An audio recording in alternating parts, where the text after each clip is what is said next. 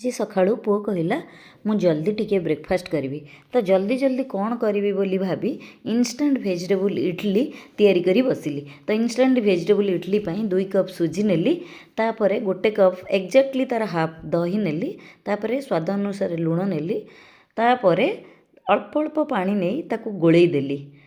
तापरे देखंतु एही भली प्रकार धीरे धीरे गोलई बेसी मोटा नुहे कि पतला नुहे यही भली कंसिस्टेंसी तैयारी करी रेडी करी मुझे रखीदेली 15-20 मिनिट फुलिया छाड़देली। भेजिटेबल कट करी रखी तापर देदेली आउ टिके लुण देली भेजिटेबल पाई, तेल सोरिष भुर्संग पत्र छुंक करी ता देहरे देदेली।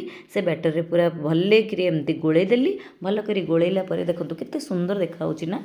तो तापरे इडली छांचरे 15-20 मिनिट पाई सिझिबाकू देदेली। 15-20 मिनिट परे रेडी हो गला इंस्टेंट वेजिटेबल इडली आउ टमाटो बादाम चटनी। पुओ भी टाइम रे खाइला तो मते भी बहुत खुशी लगिला। नेक्स्ट